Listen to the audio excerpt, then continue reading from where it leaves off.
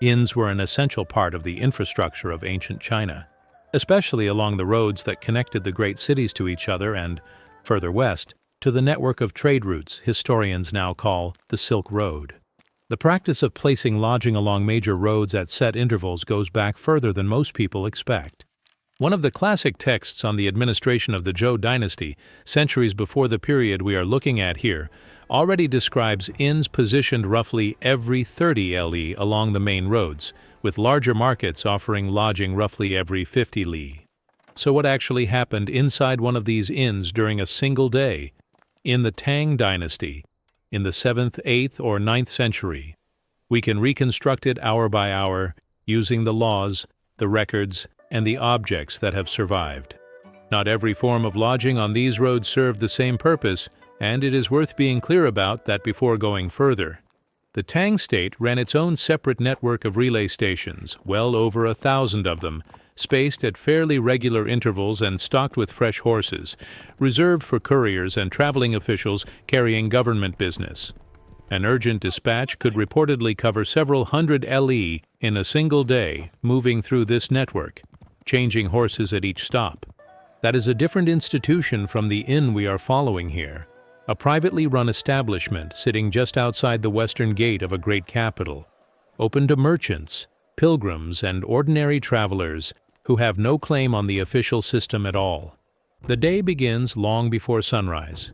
Chinese cities and the roads around them ran on a system of 5 night watches called geng, each roughly 2 hours long, announced by drums or gongs from a central tower. The 4th watch falls somewhere between 1 and 3 in the morning, and there was a saying at the time that meals should be prepared at the 4th watch so that travelers could set out at the 5th. If the inn is expecting guests to leave at first light, this is roughly when kitchen work has to begin. Someone junior gets the fire going first. Millet, wheat, or rice porridge needs less time than bread, but wheat cakes and stuffed buns take longer. So if guests are planning to buy food for the road, dough is already being kneaded well before the sky changes color. The smell of the fire and the sound of grinding stones would have been an early sign, to anyone awake nearby, that the kitchen staff were already at work. Between the 3rd and 4th watch, in the hours around midnight, very little happens. This was, by law, a genuinely quiet time. City and ward gates were shut and locked at nightfall, on the sound of the drum, and anyone caught in the streets before the morning drum could be flogged. An inn just outside the gate of a capital like Chang'an existed partly because of this rule. A traveler arriving after the evening drum had no way into the walls until morning, so the roads leading out of the city needed places to sleep for exactly this reason. Night watchmen still patrolled outside the walls, working in pairs, one striking a gong and the other a wooden clapper, calling out warnings about dry weather and open flames as they went. There would also have been a guard dog somewhere on the property, and probably a cat. The cat deserves more explanation because it is a more recent addition to the household than people tend to assume. For thousands of years, Chinese farms and storehouses were guarded from rodents by a native wild cat, not the domestic cat familiar today.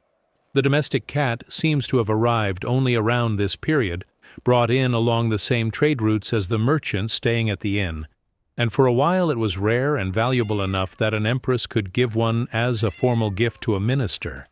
The animal curled up by the kitchen door tonight, keeping mice out of the grain, arrived by the same roads and the same trade that brought everyone else to this inn.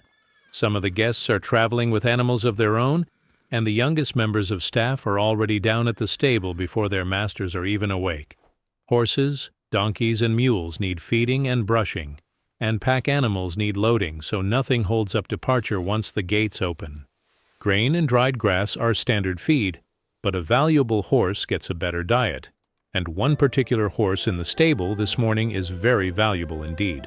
Horses bred in the Fergana Valley, far to the west, were known in China as heavenly horses, prized for their stamina and for a reddish sweat produced during hard exercise that was taken as a sign of near divine origin. The Tang court spent enormous sums acquiring horses from Fergana and the lands further west, reportedly tens of millions of feet of silk a year at times, and owning one was a direct, visible display of wealth. The merchant or official who owns this particular horse wants it groomed, fed something better than hay, and presented well, because a lot of people watching him leave the courtyard this morning will judge him by the animal under him as much as by anything he says. As the fifth watch drum sounds and the sky lightens, the gates of the city and its inner wards open at the same moment, and this is really the starting signal for the whole day, inside the walls and outside them. Guests in the better rooms have water brought up to wash before the journey, and probably spend more time at it than the people sleeping in the shared hall, who wake up on mats, or in the northern regions on a heated brick platform called a kang, built into the floor with its own small firebox, warm enough to sleep on through a cold night without extra blankets. Most guests in the common hall simply gather their belongings, splash a little water on their faces if there is any spare, and get ready to eat. Breakfast at an inn like this was probably simple even for guests who could afford more. Rice or millet porridge, a flatbread cooked on a griddle, sometimes one dusted with sesame in the style that had come in from the West along with so much else, and tea, which by this period had moved from being used mainly as a medicine to something closer to a national drink, helped along by a well-known book on the subject, The Classic of Tea, written by Lu Yu a few decades earlier.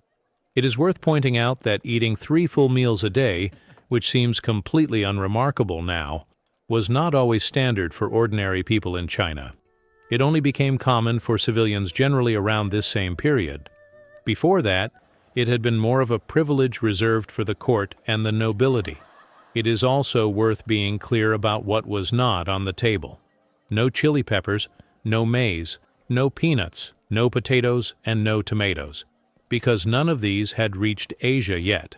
All of them come from the Americas, and none of that produce would arrive in China for many centuries. A dish that modern visitors might expect to taste sharp and spicy would, in this period, have relied on ginger, garlic, and fermented soy pastes for its flavor instead. Leaving the city was not simply a matter of walking out through an open gate. Long-distance travel in Tang China required a document called a guosuo, a pass issued by local officials that recorded the traveler's name, age, home region, purpose of travel, and sometimes physical details like complexion or a limp, specifically to prevent one person's paperwork being used by somebody else. Merchants especially needed this document at every checkpoint along their route, and officials were often suspicious of merchants traveling long distances, treating them as possible informants for rival states and keeping them under a degree of surveillance as they moved. Anyone without a valid guosuo risked arrest and forced labor. This system existed for practical reasons. The state wanted to track population movement, prevent tax evasion, and control who was near sensitive border regions. But it also meant an ordinary morning departure from an inn like this one involved paperwork, changing hands, not just saddling a horse. Groups leaving together made sense for more than company. Roads outside the main cities were not fully secure, and there are direct accounts from the period of travelers, including at least one well-known Buddhist monk making his way toward India without proper documents, being attacked by bandits more than once along the way. Setting out with other people heading in the same direction, right after the same gate opened, was a reasonable way to reduce that risk. Once the last of the departing guests are through the gate, a different kind of mourning begins at the inn. Animals leave behind exactly what animals leave behind, and this does not simply get discarded. Manure was collected and either used on the inn's own vegetable patch or sold to farmers working nearby fields, since a working farm needed fertilizer and had few other reliable sources of it. Human waste was managed the same way, through a genuinely well-established trade. Workers went from property to property collecting it, then sold it on to farmers outside the city, and this work was profitable enough to support a recognized profession rather than being handled informally. Even the ordinary chamber pot has an odd story behind its common Chinese name, which translates roughly as horse bucket, the result of an old naming taboo around a completely different word that had nothing to do with horses or toilets at all. The common rooms are swept, spilled cups are collected, and every week or so, more often at a better establishment, the woven rushes covering the floor are pulled up, taken out, and replaced, with the old ones going onto the same waste pile as everything else, to be broken down and used again later. Very little at an inn like this was thrown away with no further use in mind. Mid-morning is also when the accounts get done. Either the innkeeper personally or a clerk brought in for the purpose sits down with a set of counting rods, small sticks arranged in patterns to represent numbers. Since the bead abacus most people picture today was not yet the standard tool it would later become. The Tang dynasty is actually where a particular bookkeeping method, tracking a beginning balance, additions, subtractions, and an ending balance for every set of accounts, first appears in the historical record. Centuries before, similar methods show up in Europe. Money itself was mostly bronze coins with a square hole punched through the middle, made specifically so a large number of them could be threaded onto a cord and carried, weighed, or counted as a single bundle instead of piece by piece. For bigger transactions, particularly for merchants who did not want to haul heavy strings of coin across long distances, a newer option existed. A paper certificate, deposited with a trusted agent in one city and redeemable for the same sum in another, a system that would eventually develop into paper money proper, but at this point was closer to a written promise, backed only by the reputation of whoever had issued it. Whatever the inn takes in has to be kept somewhere secure until it can be counted and recorded, and whoever holds that key is one of the few people in the building whose word cannot easily be questioned. By the middle of the day, the inn is doing a different kind of business. Local people, not overnight guests, are coming in for a meal, and quite often to talk business over that meal. This was completely normal. Innkeepers were frequently involved in the wider commercial life of their area, and the common hall functioned as something close to a meeting place for people arranging deals, not just somewhere to eat. The kitchen at this hour is producing noodles in the north, or rice in the south, along with a vegetable stew, some pork if the guests can pay for it, and mutton for those who can pay a good deal more, since sheep and goats were valued and did not compete with the cattle that were needed for plowing, and therefore too valuable to eat casually. A traveler following Buddhist teaching, and there would have been many, might specifically ask for a meal without meat at all, since Buddhist teaching discouraged killing animals for food, and monasteries in particular kept a strictly plant-based kitchen. This runs against a common assumption that a plant-based diet is a modern idea. In Tang China, it already had a long-established religious basis and a great many regular practitioners, alongside a general population whose meals were, out of simple necessity and cost, already heavily plant-based most of the time anyway. At some point in the afternoon, a different kind of arrival reaches the inn, one that has been on the road for weeks or months rather than a single day. A caravan of foreign merchants, most likely Sogdians from Central Asia, who dominated this trade for generations, comes in off the main road with a line of camels loaded with goods. A large caravan of this kind could run to several hundred animals or more, though the group stopping here is probably smaller, a handful of merchants and their hired hands, boys among them, since Sogdian families were known for sending sons out on these routes from a very young age to learn the trade directly. The camels are unloaded, watered, and allowed to rest, and the goods themselves, silk heading west and glass, wool, silver, and spices heading east, are checked and resecured under guard, because a caravan's cargo represented an enormous amount of money that could not be left unattended in a courtyard. Checkpoint officials would already have confirmed their guosuo documents before they reached the inn, matching seals and stamps against earlier stops, and the innkeeper has his own reasons to want to know exactly who is now under his roof and what they are carrying. Once the paperwork is settled, there is a period of real relief among the caravan's people, since a supervised walled inn with water, food, and other travelers to talk to was a significant improvement over another night camped in the open. The afternoon continues with deliveries rather than departures. Firewood and charcoal arrive regularly, since a busy inn burns through a considerable amount of fuel between the kitchen fires, the water heated for washing, and, in the colder regions, the fire that heats the kang platforms guests will sleep on that night. Whoever supplies the wood is probably a standing arrangement rather than a one-time transaction, delivered on a fixed schedule, much the same way the inn's flour or its wine most likely already were. As the sun gets lower, the pace changes again, and this time everyone has a real reason to hurry. The evening drum is coming, the one that locks the gates for the night, and anyone still on the open road wants to be inside a walled space. whether that is the city itself or an inn like this one outside it before that drum sounds. The common hall fills up quickly in the final stretch before dusk. Some of the new arrivals are relatively clean, having traveled on horseback, and some are covered in dust from walking all day, since most travelers on these roads went on foot. Nobody has properly washed, and there is probably not enough hot water for everyone who might want it, so people settle for finding a spot to sit, dropping their bags, and waiting for food. The kitchen has a pot of stew going, and there is a clear sense of relief in the room now that the day's travel is actually over. Entertainment at an inn like this was not guaranteed every single night, but it happened often enough to be a normal possibility rather than something unusual.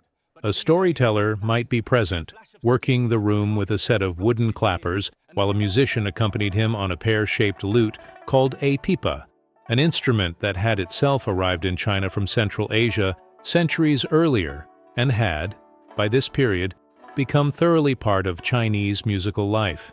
In a corner, a board game called Weiqi, known in the West by its Japanese name, Go, might be set up between two guests with more patience than the noisy dice players a few seats over, since games of pure chance, using small cast dice, were a common and slightly disreputable form of gambling that innkeepers tended to tolerate rather than encourage.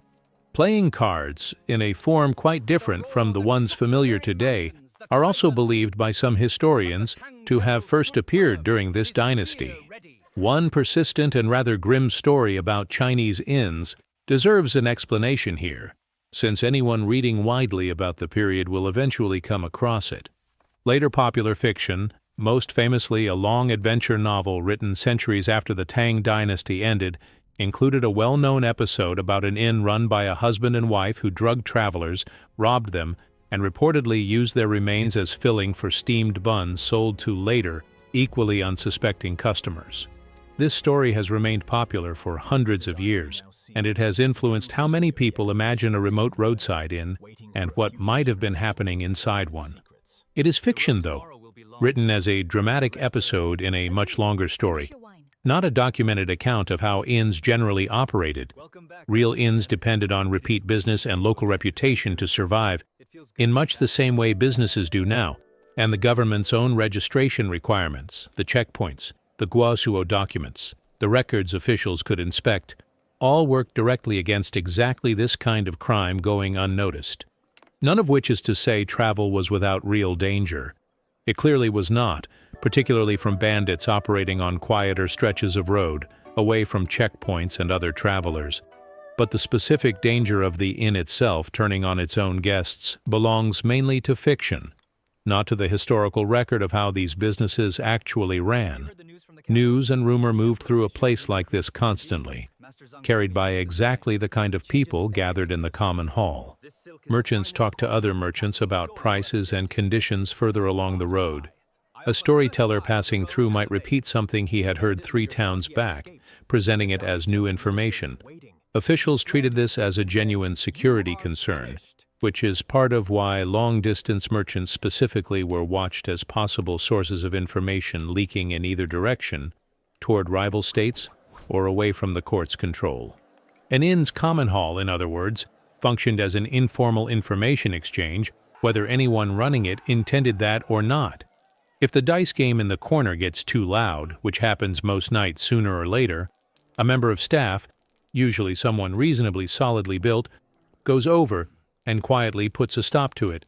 Guests with private rooms head up for the night first, generally, leaving the common hall to everyone else. As people settle down, sleeping arrangements vary by region and by what the guest can pay.